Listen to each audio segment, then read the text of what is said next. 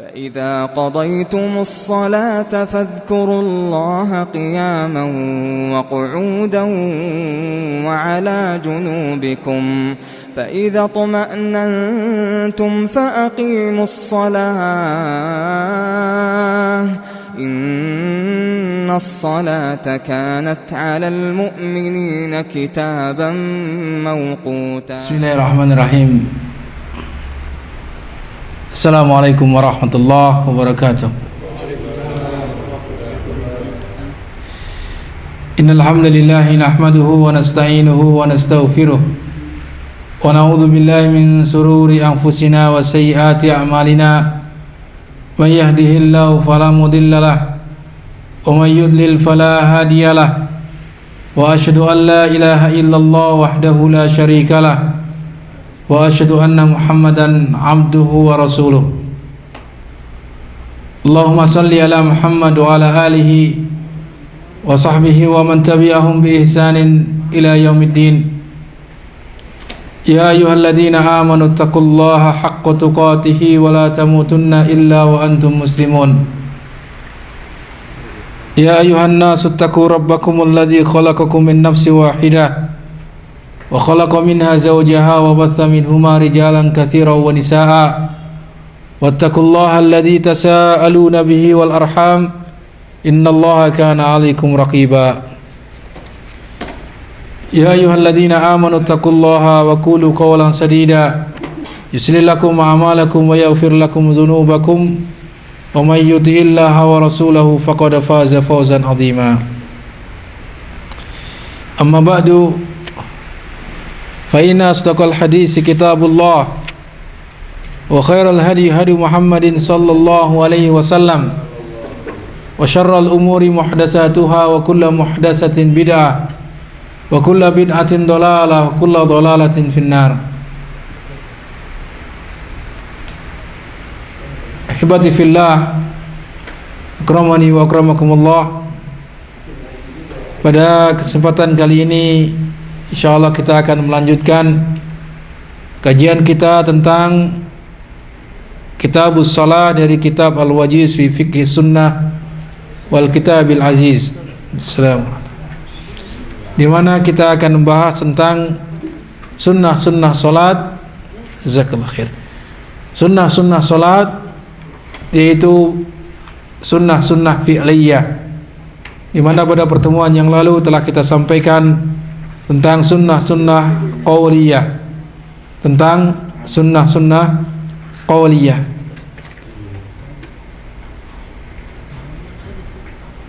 Di antaranya tentang sunnah-sunnah qauliyah adalah ada sekitar 10 ya. Ada sekitar 10. Yang pertama adalah membaca doa istiftah, kemudian membaca isti'adzah dan juga basmalah, kemudian mengucapkan amin setelah imam mengucapkan waladhdallin dari surat Al-Fatihah ketika dijaharkan, kemudian membaca qiraah setelah atau membaca surat ataupun ayat setelah surat Al-Fatihah. Kemudian di antara sunnah yang lain adalah mengucapkan tasbih di dalam ruku ataupun sujud. Ya, tasbih di dalam ruku dan juga sujud. Kemudian juga membaca doa di antara dua sujud, sebagaimana doa yang sudah diajarkan. Ya. Kemudian mengucapkan salawat atas Nabi SAW setelah tasyahud awal. Ya, setelah tasyahud awal. Kemudian juga membaca doa setelah tasyahud awal dan juga membaca doa setelah tasyahud yang kedua ataupun yang terakhir. Ya, membaca doa setelah tasyahud awal dan juga tasyahud akhir. Tentunya setelah membaca salawat atas Rasulullah sallallahu alaihi wasallam. Kemudian yang terakhir di antara sunnah-sunnah qauliyah adalah taslimah tsaniyah, mengucapkan salam yang kedua. Mengucapkan salam yang kedua. Adapun sunnah-sunnah fi'liyah qutaliman akramani wa akramakumullah adalah yang pertama raf'ul yadain, mengangkat kedua tangan. Raf'ul yadain dan mengangkat kedua tangan ini tempatnya adalah pada 4 tempat. Pada 4 tempat yang dicontohkan oleh Rasulullah sallallahu alaihi wasallam pada umumnya. Yang pertama inda takbiratul ihram. Assalam. Inda takbiratul ihram, ketika takbiratul ihram, maka diangkat kedua tangannya. Ya. Imma bersamaan dengan takbir Allahu Akbar, begitu, atau mengucapkan takbir terlebih dahulu Allahu Akbar, kemudian kita angkat kedua tangannya, atau kita mengangkat kedua tangan terlebih dahulu kemudian baru Allahu Akbar. Jadi itu 3 cara. Jadi sekali lagi saya ulangi, cara mengangkat tangan peletakannya ada 3 macam. Yang pertama bisa berbarengan dengan takbir, takbiratul ihram, Allahu Akbar. Yang kedua Allahu Akbar kemudian diangkat tangannya. Dan yang ketiga mengangkat tangan terlebih dahulu, Allahu Akbar. Ini peletakan apa? Mengangkat kedua tangan ketika takbiratul ihram. Ketika takbiratul ihram. Adapun posisi, ya, posisi mengangkat kedua tangan adalah, ya, imma yang pertama sejajar dengan bahu, sejajar dengan bahu. Yang kedua sejajar dengan apa? Ujung-ujung telinga, ujung-ujung telinga, begitu. Nah, ini diantara cara-cara mengangkat kedua tangan ketika takbiratul ihram. Kemudian mengangkat kedua tangan yang kedua adalah inda ar-ruku' war-raf' minhu. Ya. Yang kedua dan ketiga adalah ketika ruku', ya, untuk ruku', takbir intikal untuk ruku', maka dengan mengangkat kedua tangan. Adapun takbirnya adalah ketika apa? Perpindahan antara rukun satu kepada rukun berikutnya. Itu takbirnya. Adapun mengangkat kedua tangannya adalah ketika dia hendak berpindah. Hendak berpindah. Allahu Akbar. Bisa, atau dia mengucapkan takbir apa? Ketika antara dia berdiri sampai kepada ruku. Kemudian warraf minhu, kemudian ketika dia berdiri untuk i'tidal. Setelah ruku, bangkit apa? Mengangkat kepala dari ruku. Itu dengan mengucapkan tasmi'. Sami Allahu liman hamidah. Sami Allahu liman hamidah. Ini dengan mengangkat kedua tangan. Wa indal qiyam minat tasyahhudil awal. Dan yang keempat tempatnya adalah ketika seseorang bangkit berdiri dari tasyahud pertama. Ya, bangkit berdiri dari tasyahud pertama. Hal itu sebagaimana yang diriwayatkan oleh Abdullah bin Umar radhiyallahu anhuma, anna Rasulullah sallallahu alaihi wasallam adalah Rasulullah, sesungguhnya Rasulullah sallallahu alaihi wasallam kana yarfa'u yadayhi hadwa mankibaihi idza iftataha as-shalah. Beliau sallallahu alaihi wasallam apabila beliau, ya, kana yarfa'u yadayhi, beliau mengangkat kedua tangannya hadfa mankifai, yaitu sejajar dengan kedua bahunya, idza shalah, apabila beliau memulai salatnya, membuka salatnya, yaitu ketika takbiratul ihram. Wa idza kabbara lirruku', apabila beliau takbir untuk ruku'. Wa idza rafa'a ra'sahu minar ruku', dan juga ketika beliau mengangkat kepala dari ruku', rafa'ahuma kadzalika aidha, bahwa beliau mengangkat kedua tangannya juga, ya, seperti itu. Mengangkat kedua tangannya juga seperti itu, yaitu sejajar bahu dan, ya, sejajar bahu, artinya kedua tangannya sejajar bahu. Kemudian diriwayatkan dari Nafi bahwasanya beliau mengatakan anna ibn Umar kana idza dakhala fi shalah, adalah Ibnu Umar radhiyallahu anhuma apabila beliau memasuki salat, kabbara wa rafa'a yadayhi, Kita tahu bahwa Ibnu Umar adalah salah seorang sahabat yang sangat gigih sekali di dalam mengikuti petunjuk Rasulullah sallallahu alaihi wasallam. Ya. Nah, di sini Nafi rahimahullah menyebutkan bahwasanya Ibnu Umar radhiyallahu anhuma, beliau ketika memasuki salat maka beliau mengucapkan takbir dan mengangkat kedua tangannya. Wa idza raka'a rafa'a yadayhi. Apabila beliau ruku maka beliau juga mengangkat kedua tangannya. Wa idza qala sami'allahu liman hamidah rafa'a yadayhi. Kemudian apabila beliau mengucapkan sami'allahu liman hamidah maka juga beliau mengangkat kedua tangannya. Wa idza qama minar rak'ataini rafa'a yadayhi. Demikian pula ketika beliau bangkit dari 2 rakaat, ya, bangkit dari 2 rakaat untuk rakaat kepada berikutnya, beliau juga mengangkat kedua tangannya. Wa rafa'a dzalika ila Nabi sallallahu alaihi wasallam. Wa rafa'a dzalika ila Nabiyallahi sallallahu alaihi wasallam. Dan hal itu adalah marfu, diangkat kepada Nabi sallallahu alaihi wasallam. Artinya apa? Hadis ini jalurnya sampai kepada siapa? Ya, diangkat kepada Nabi sallallahu alaihi wasallam. Ini hadis yang sahih yang diriwayatkan oleh Bukhari dan juga Abu Daud. Kemudian ikhwatal iman, disunnahkan bagi orang yang mengangkat kedua tangan, ya, sesekali atau sewaktu-waktu ketika apa? Selain dari 4 tempat tersebut.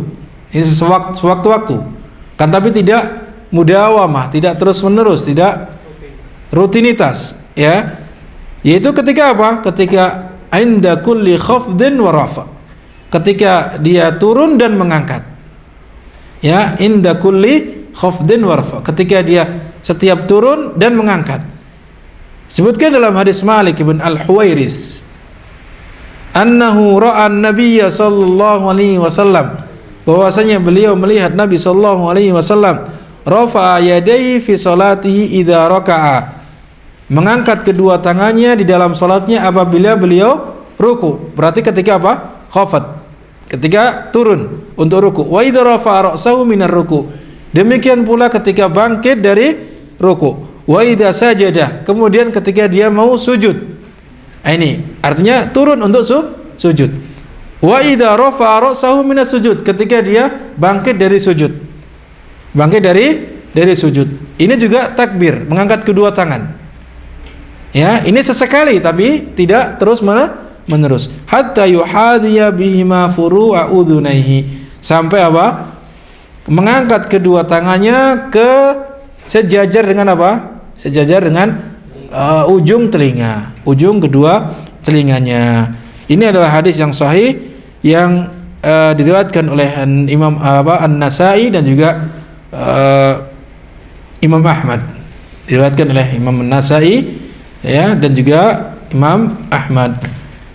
Jadi sekali lagi bahwa ikhwatul iman adalah mengangkat kedua tangan di samping posisinya tadi adalah sejajar dengan kedua bahu atau sejajar dengan ujung telinga, ujung daun telinga. Kemudian ya disunnahkan bahwa yang selalu dilakukan oleh Rasulullah sallallahu alaihi wasallam adalah pada 4 tempat, yaitu pertama ketika takbiratul ihram, yang kedua ketika hendak ruku, ketika bangkit dari ruku, dan yang terakhir adalah ketika dia bangkit dari rakaat yang kedua untuk rakaat ketiga atau setelah tasyahud awal. Adapun sunnah yang lain, boleh sesekali kita mengangkat kedua tangan setiap kali kita apa? Setiap kali kita turun ataupun mengangkat. Baik itu turun untuk ruku, mengangkat dari ruku, atau turun untuk sujud, atau mengangkat dari sujud. Nah, ini sebagaimana apa yang diriwayatkan oleh Malik ibn Al-Huwairis tadi. Malik ibn Al-Huwairis radhiyallahu anhu. Kemudian selanjutnya ikhwatul iman, di antara sunnah fi'liyah di dalam salat, sunnah fi'liyah di dalam salat adalah wad'ul yamin 'alal shimali fawqa as-sadr, meletakkan tangan kanan di atas tangan kiri di dada, ya, di dada.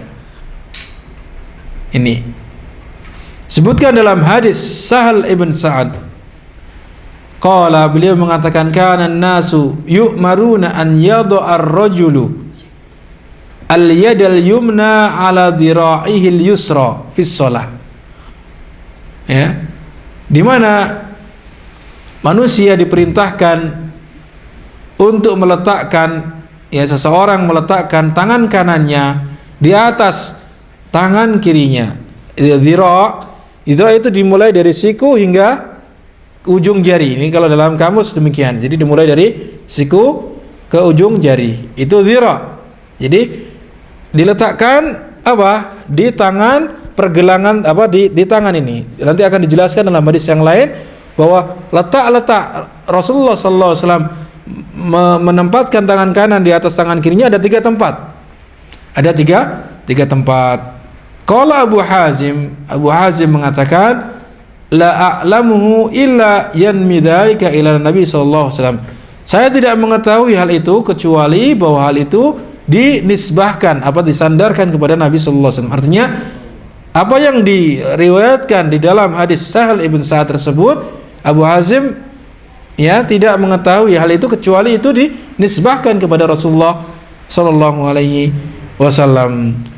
Disebutkan dalam hadis yang lain bahwa Wa'il ibn Hujr, dari Wa'il ibn Hujr, ya, beliau mengatakan, shallaitu ma'a Rasulillah sallallahu alaihi wasallam wa wada'a yadahu al-yumna ala yadihi al-yusra ala sadrihi. Saya salat bersama Rasulullah sallallahu alaihi wasallam di mana beliau sallallahu alaihi wasallam meletakkan tangan kanannya di atas tangan kirinya di dada, di atas dada. Di atas dada bagian dada yang di bawah. Karena di atas dada ini para ulama menjelaskan maksudnya menempel di dada. Ya, ala artinya apa? Menempel di dada.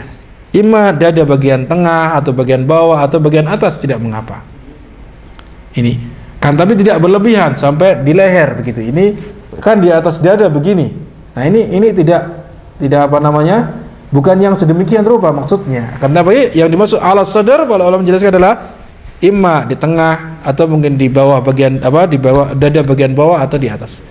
Itu yang dijelaskan oleh para ulama berkaitan dengan masalah yang dimaksud dengan ala sadri. Dan hadis-hadis selain itu adalah hadis-hadis yang sifatnya dhaif, meletakkan tangan selain itu. Ada yang mengatakan di bawah pusat atau di pusat atau di sebelah kiri. Ini adalah hadis-hadis yang tidak ada asalnya, artinya hadisnya dhaif dan seterusnya.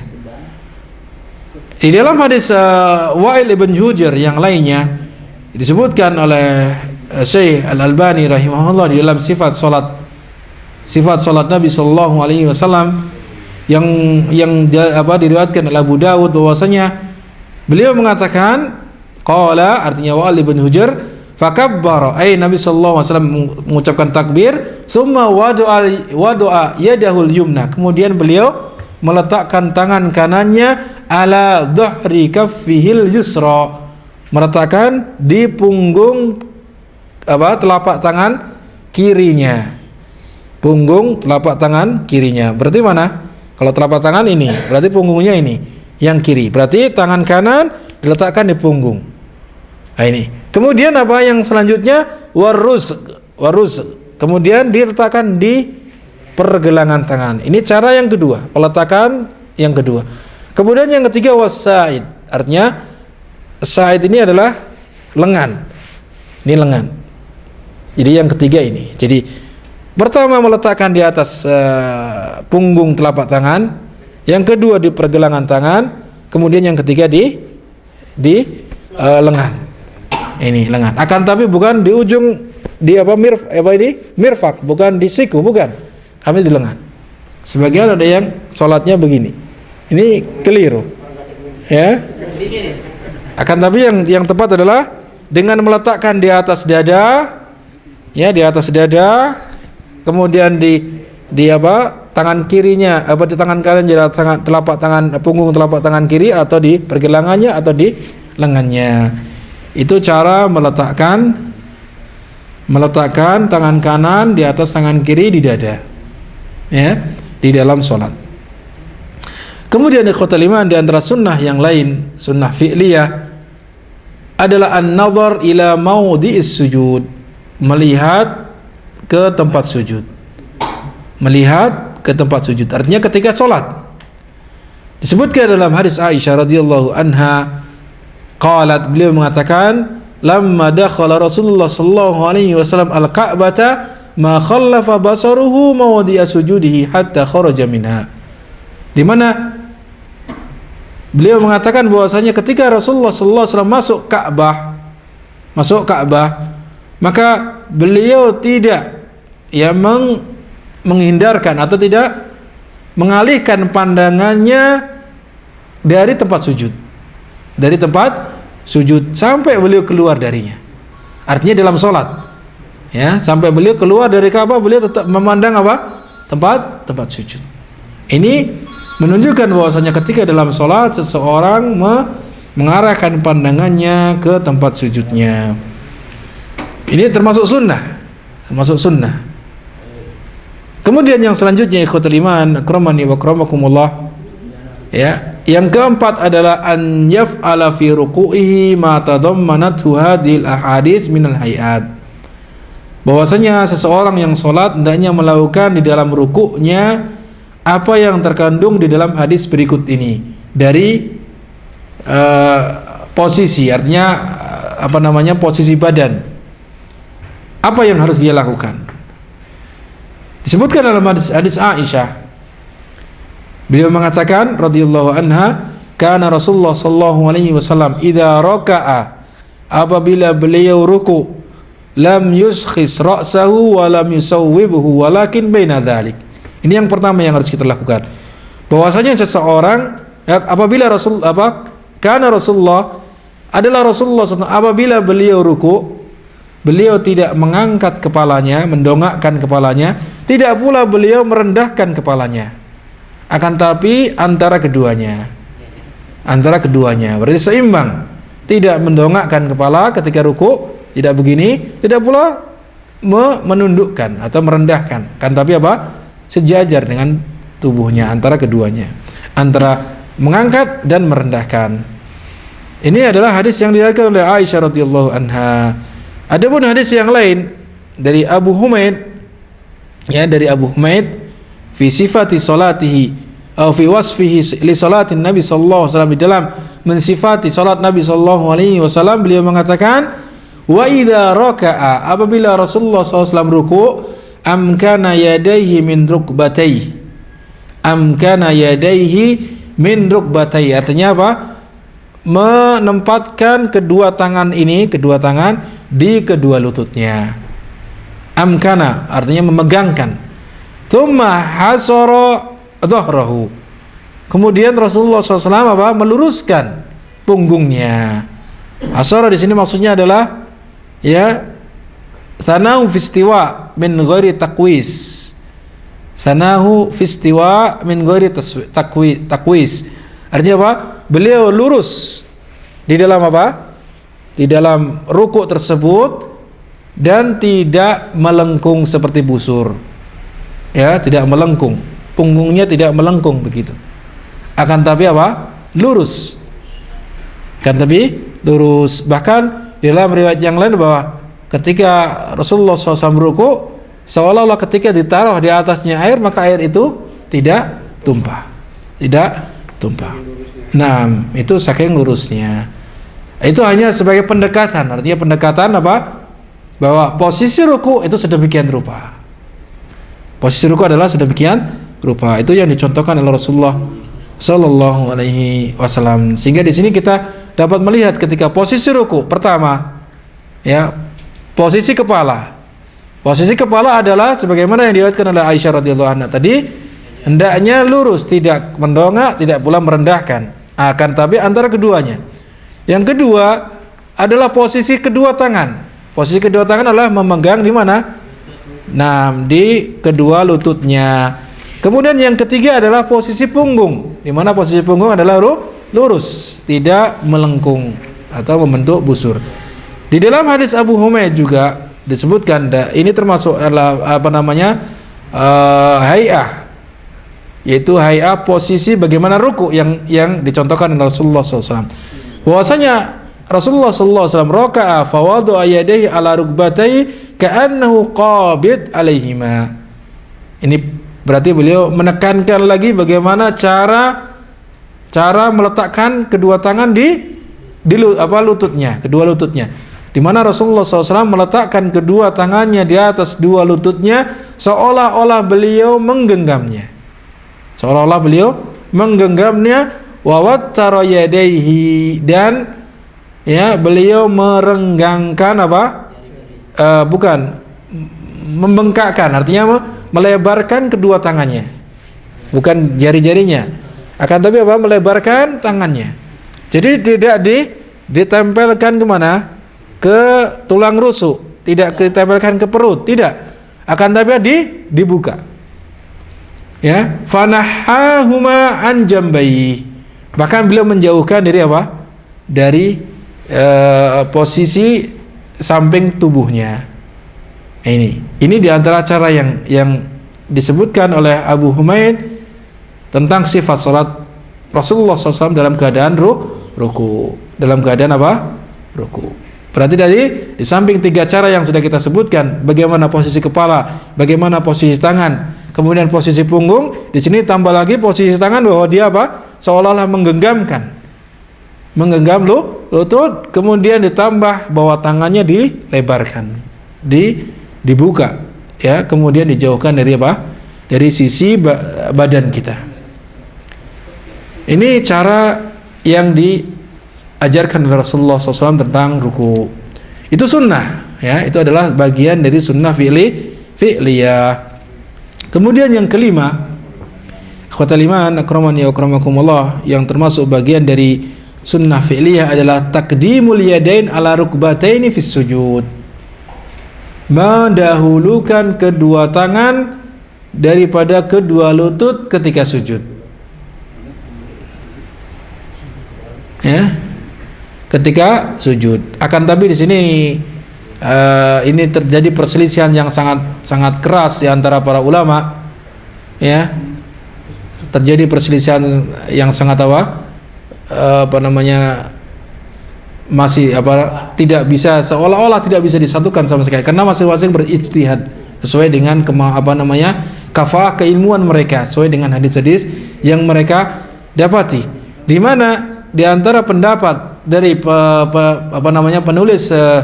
penulis kitab ini, di mana beliau meringkas dari sifat salat yang ditulis oleh Syekh Al-Albani rahimahullah, ya, beliau meringkas dari sifat salat Nabi sallallahu alaihi wasallam dari kitab sifat salatnya Syekh Al-Albani rahimahullah. Beliau menyebutkan bahwasanya di antara sunnah adalah mendahulukan kedua tangan daripada lutut ketika sujud.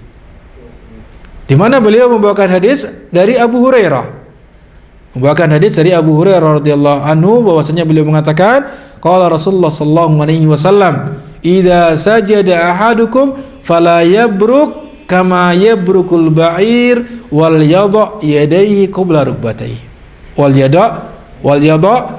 Yadayhi qabla rukbatayhi. Di sini disebutkan bahwasanya Rasulullah SAW apabila beliau sujud, apabila salah seorang di antara kalian hendak sujud, maka janganlah kalian turun seperti turunnya onta, ya, seperti turunnya onta ketika dia mau menderum, ya.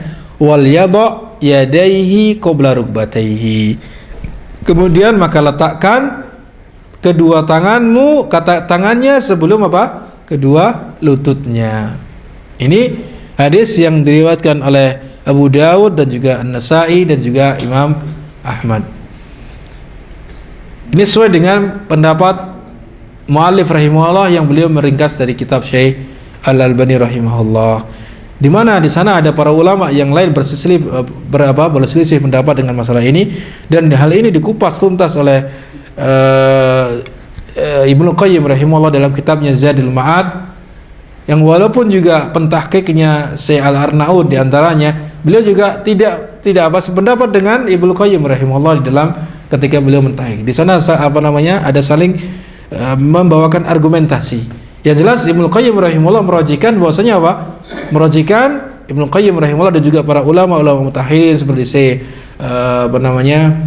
Al-Jibrin, kemudian Syekh Muhammad bin Shalih Al-Utsaimin dan yang lainnya merajikan bahwasanya apa?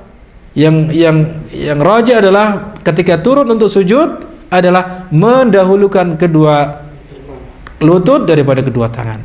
Sebagaimana hadis Wa'il ibn Hujr. Sebagaimana hadis Wa'il ibn Hujr yang dikatakan hadis ini adalah hadis yang sahih. Ya, hadis yang sahih yang diriwayatkan oleh Ahlus Sunan. Di mana Wa'il ibn Hujr mengatakan, meriwayatkan ra'aitu Rasulullah sallallahu alaihi wasallam idza sajada. Saya melihat Rasulullah sallallahu alaihi wasallam apabila beliau sujud wada'a rukbatayhi qabla yadayhi. Beliau meletakkan kedua lututnya sebelum kedua tangannya. Beliau mengatakan hadisun sahih rawahu Ahlus Sunan. Bahwasanya hadis ini adalah hadis yang sahih yang diriwayatkan oleh Ahlus Sunan. Ini sekali lagi bahwa ini adalah perbedaan pendapat di kalangan para ulama, di mana masing-masing menguatkan ya hadisnya ini yang lebih kuat, hadis ini yang lebih kuat, bahkan dari sisi bahasa, dari sisi bagaimana praktek onta itu turun, kemudian menilai bahwasanya yang depan itu tangannya atau yang belakang tangannya. Nah, itu perbedaan para ulama berkaitan dengan masalah itu. Intinya apa? Itu ijtihad masing-masing para ulama. Yang jelas ketika kita sudah meyakini ini yang lebih kuat menurut ulama si fulan, kemudian kita di dalam hati kita cenderung untuk mengikuti pendapat tersebut yang kita anggap itu lebih kuat, maka kita tidak mengapa mempraktekkan yang lebih kuat di antara pendapat tersebut. Dan tidak boleh mencela. Tidak boleh mencela mengatakan si fulan ini ahli bid'ah, tidak sah salatnya, tidak demikian. Karena ini adalah masalah-masalah yang sifatnya ijtihad. Yang masalahnya sifatnya adalah ijtihad yang boleh seseorang mengikuti yang menurut dia adalah lebih kuat pendapatnya sesuai dengan dalil-dalil yang ada, Akan tapi dalam masalah ini Ibnu Qayyim rahimahullah dan juga para masyayikh mutaakhirin khususnya di daerah Saudi Arabia, kebanyakan mereka merajihkan adalah mendahulukan kedua lutut daripada kedua tangan. Di antara alasannya adalah itulah yang sesuai dengan fitrah manusia, yaitu mendahulukan yang lebih rendah dulu daripada kemudian baru yang atas. Itu sesuai dengan fitrah manusia begitu. Itu di antara alasannya. Allahu a'lam bishawab.